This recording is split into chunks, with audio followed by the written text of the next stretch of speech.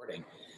So, good evening, everybody. I'm Dr. Colin Bartoe with the Central Florida Wellness Council, and in this month's webinar, I'm excited to announce that we're going to be having a conversation with Ms. Rene Brent. She is a clinical hypnotherapist, an educator, and an author as well, if I'm correct. So this is going to be really fun. We're going to talk about the basics of what hypnotherapy are. We're going to get a little bit deeper into that, blend a little bit of my neuro background with her hypnotherapy, and then we actually have a little treat at the end where we have a new book that's going to be coming out, don't we? Yes, very exciting. Yeah. Great. So to start off with, can you give us a foundational concept of what hypnotherapy actually is?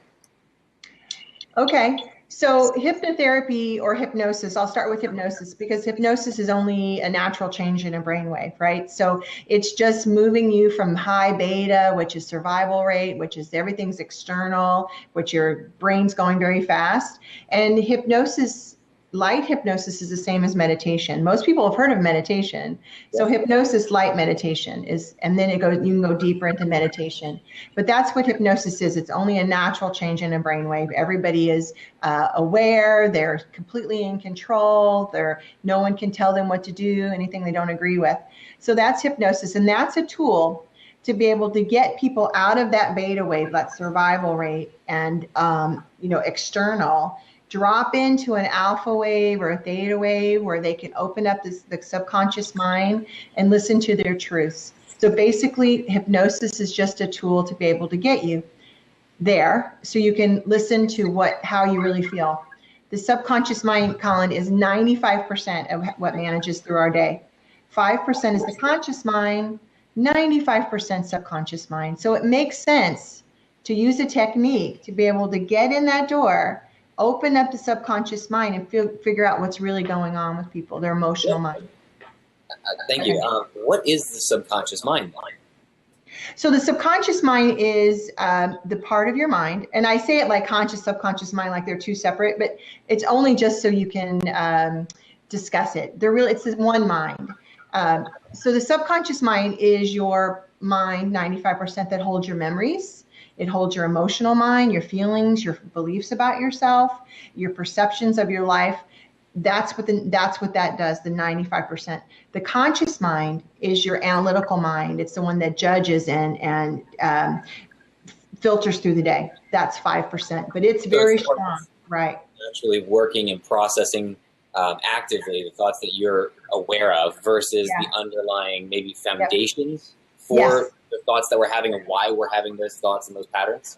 Sure. And so a good way for someone to say, okay, so conscious mind, I want to eat less sugar. So that's the conscious mind. I know what to do. I know what sugar is. I know it's fructose. I know all these things. And they're really gun-ho to do that. And then all of a sudden they're eating a cookie or they're eating sugar or they're drinking a Coke before they know it, because that's the subconscious mind whose habit of the behavior, but also using the behavior as a way for you to feel better. The subconscious mind has a few jobs. One of them is to always make you feel better, move away from pain and towards pleasure. So the patterns or the habits that we create are designed to make us feel better, to help us move from pain and towards pleasure. So that's the subconscious mind. And it wants it now. It wants you to feel better now. And so what's the difference then if we're talking about hypnosis, we're talking about the subconscious mind, and now we're throwing in the therapy suffix under this? Sure. How does that kind of compare and contrast to traditional therapy techniques that we know of for mental action or mental approaches? Right. So if we go by 5% is the conscious mind, and that's what most traditional therapy deals with, is you go and you analyze your life, your perception of what happened to you or your past or your memories. So in therapy, you have to spin around in the conscious mind, a lot of repetition to be able to drop into that 95%. The conscious mind puts up a wall. It takes a lot of repetition to get back here to the 95%. So that's what therapy does. And it usually takes, many people are in the same therapist for 1 or 2 years.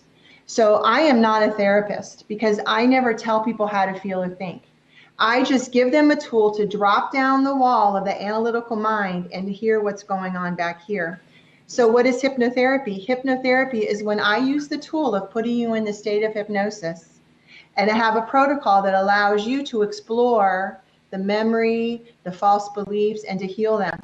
So, and I never tell someone how to feel or believe. So in the state of hypnosis, I'll say to them, so that makes you feel so, and they'll say, makes me feel so worthless. Or when they go to a memory of childhood, usually younger than 10, then they can manage it. They can connect to that inner child that was hurt or was left feeling stupid or alone, and heal that. So, and they do it. They go back and forth. They're the inner child and then they're the adult. And when they go back and forth and do that in the state of hypnosis, the emotional mind, the boss, when you heal that, let's say a false memory from childhood, when you heal that and you grow up that inner child with forgiveness and love and understanding, when you heal that memory and you grow that child up in the subconscious mind, it changes everything.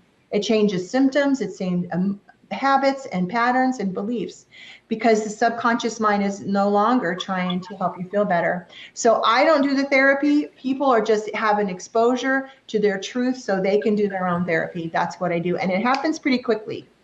Because you're opening up the subconscious mind and you're dropping right into your truth. So 3 to 5 sessions, my clients really have gained awareness. They're feeling calmer. They're sleeping better because they're doing their own work. And you know this, the strongest shift ever is from within, not when someone tells you, when you make that aha moment yourself. And hypnotherapy, I'd say if you had to put it in a thing, it's easily obtaining those aha moments and shifting in your life. Nice. Yeah, that makes sense? It really does, and it's striking a lot of chords as I'm processing, not only in my clinical practice aspects, but we all know somebody who has some sort of false belief about themselves. That the girl that feels that she's ugly, even though she's beautiful, the person who feels like they can never win or never succeed because they failed at one thing when they were younger and it's ingrained in them, and they don't want to strive anymore. So it's becoming more palpable to me, more hands-on and understandable to me. But one of the things that you mentioned earlier was about the amount of repetition it took to get through that wall without the hypnosis. One of the things that I work with a lot is plasticity, neuroplasticity. So we take the brain, we make it work in a particular way so that it becomes stronger, and we can make certain pathways and certain brain functions stronger and working better. So positive thought is something that you and I have talked about a little bit in the past. So you know my feeling about that. I do. And I want to get into this because one of my things has always been, every time you have a positive thought, you're creating neuroplasticity and you're creating a stronger pathway.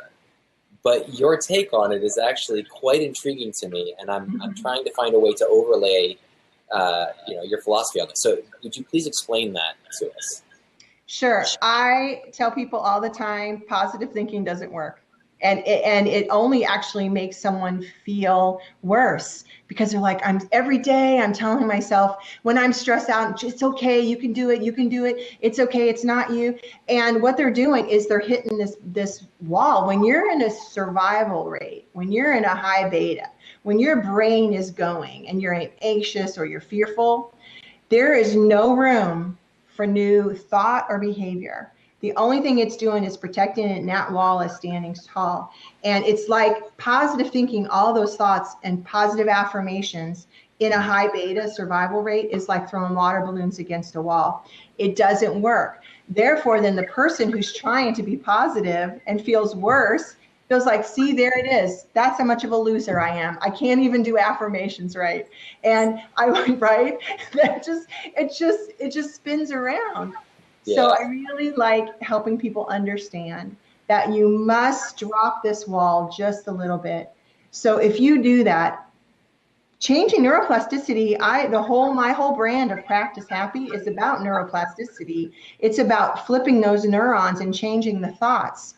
But if you do it, and if you wait to do it when you're surviving or when you're fearful or when you're depressed, it's not going to work. So you must learn to do this through the day and be able to drop that wall just a little bit. And I give people techniques on how to do that, self-hypnosis, or even just taking that big breath in, exhale, telling yourself to relax. When you do that, you activate the vagal nerve in your diaphragm. You bring down the sympathetic response to survival. You bring up a parasympathetic. You find some more balance. Then this wall is down. It's very easy to drop into an alpha wave. Very easy. We do it all day long. When we're driving in a car, when we're daydreaming, it's very easy to drop this down.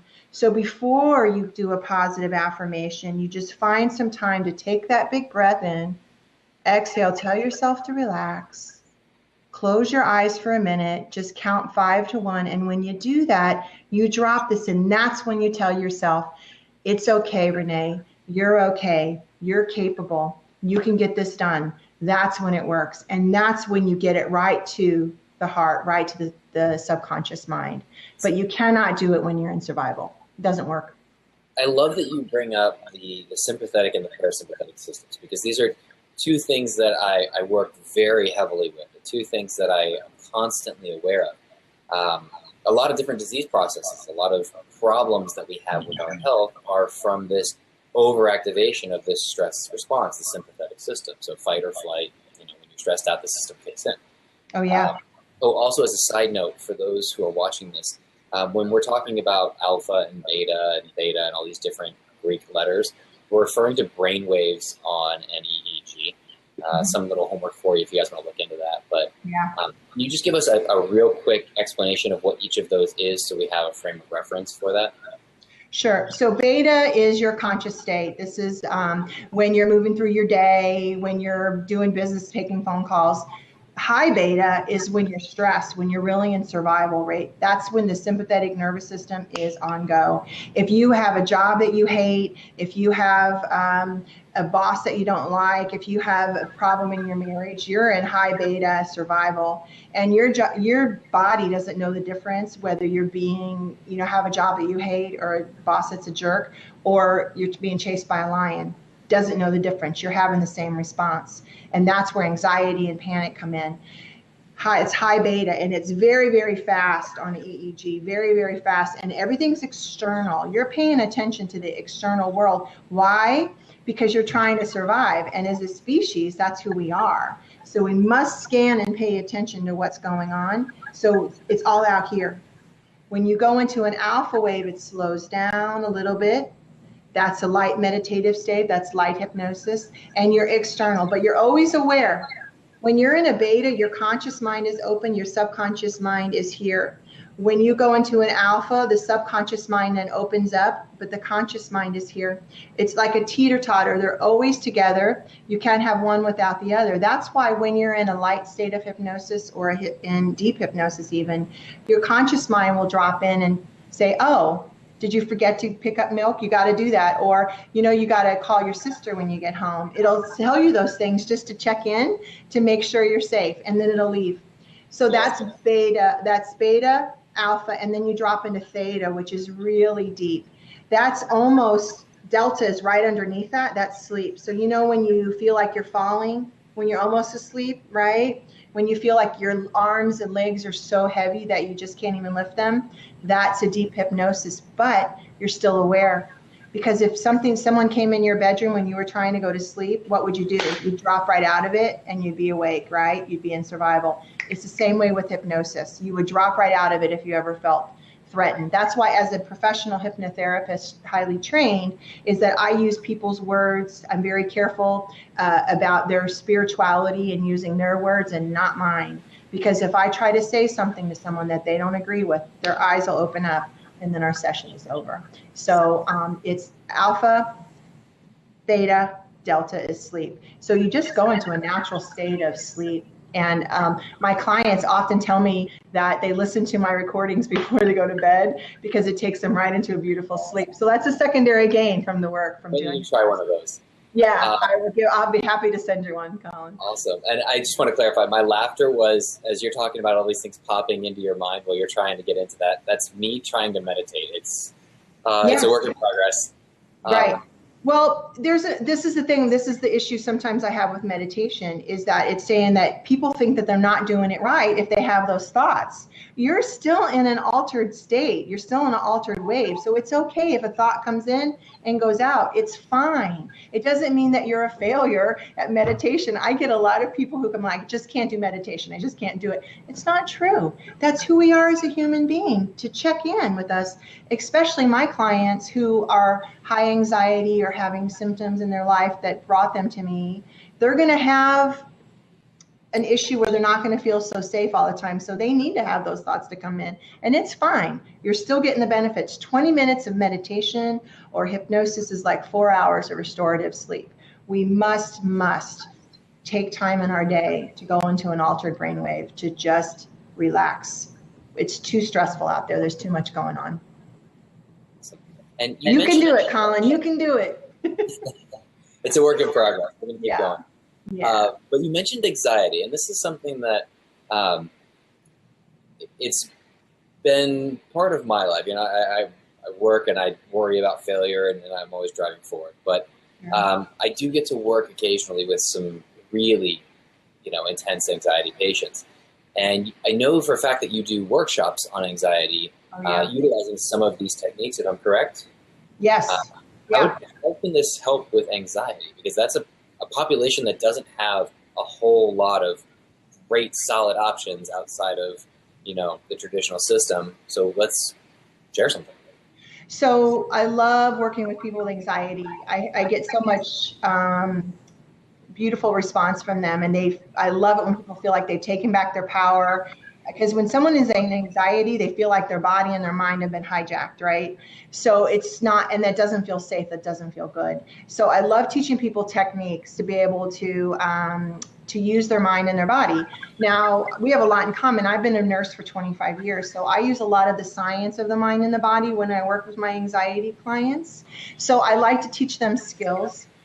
So I get them out of that high survival rate, breathing, some techniques, and get them into an alpha. When you do that, it stops, it interferes the pattern. And when you pattern interrupt, then you're retraining the brain.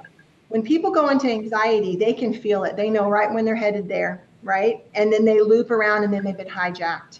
So what I teach people is techniques with self-hypnosis, with some other techniques to be able to pattern interrupt, to go away from that and use both parts of the brain so they cannot loop in there. And when they loop in there, they retrain their brain. And you know this, but I'm going to say it for the audience. You can literally retrain the neurons in your brain in 3 weeks. You can literally change your mind in 3 weeks. But you must be consistent with the pattern interrupts when you feel it coming on. Not when you're in a panic attack, not when you're not being able to sleep or you're tired in the morning. You must do this. It must be a program for you to consistently do that. Literally in 3 weeks, my clients are feeling so much better. They're feeling in control. But it's just, and I work with anyone individually because you can't lump anxiety into one symptom. And by the way, anxiety is not an emotion, it is a symptom.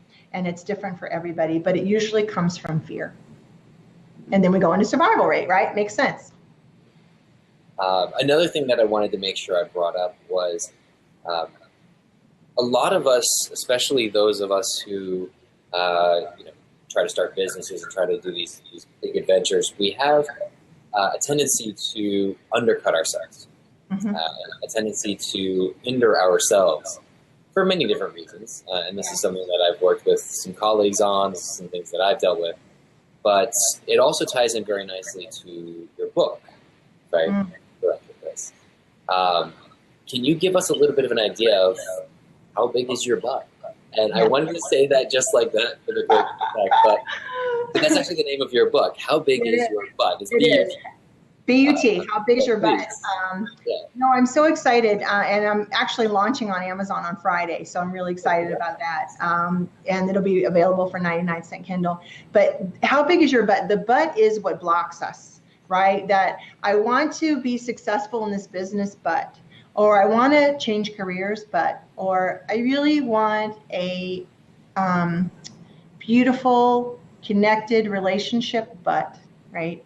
And when Whatever's coming after the but dot dot dot, that's your block, that's your false belief.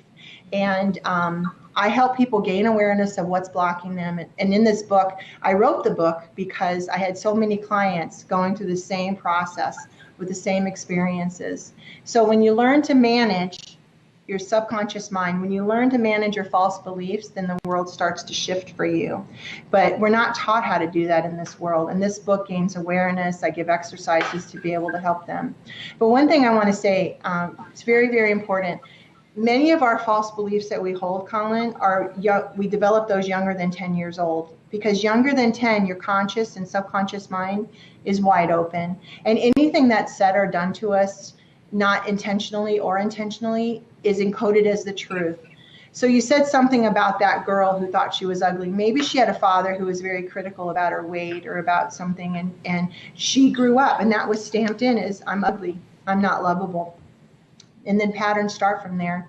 So when you're starting ready to start a business or find a love, those buttons are being pushed.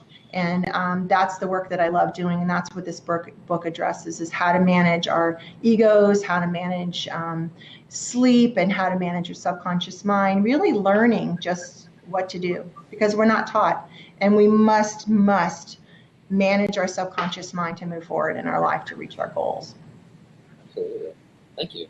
I'd like to cover one more thing before we get going. We've only got a few minutes, but it goes by quick. I could talk to you for hours, Colin. Yeah, absolutely. Yeah, we do, actually. Format it's just a small frame, but so for those out there who are learning about hypnotherapy for the first time, we're learning about what it is, the effectiveness of it.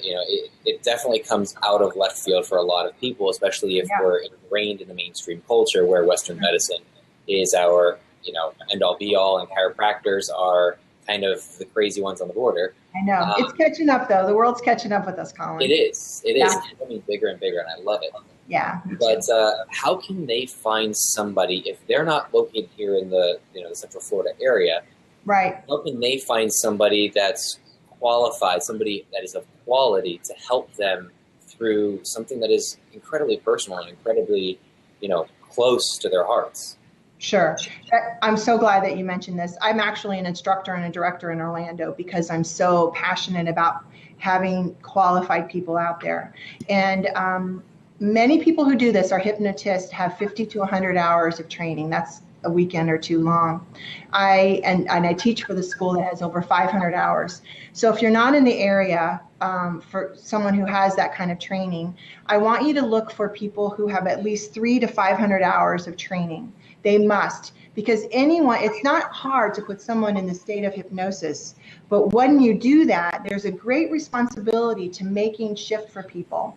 So you can get someone who's had 50 hours of training and they're just going to give you programming, but the hypnotherapy, the hypnotherapist will help you heal and shift real false beliefs, not just programming.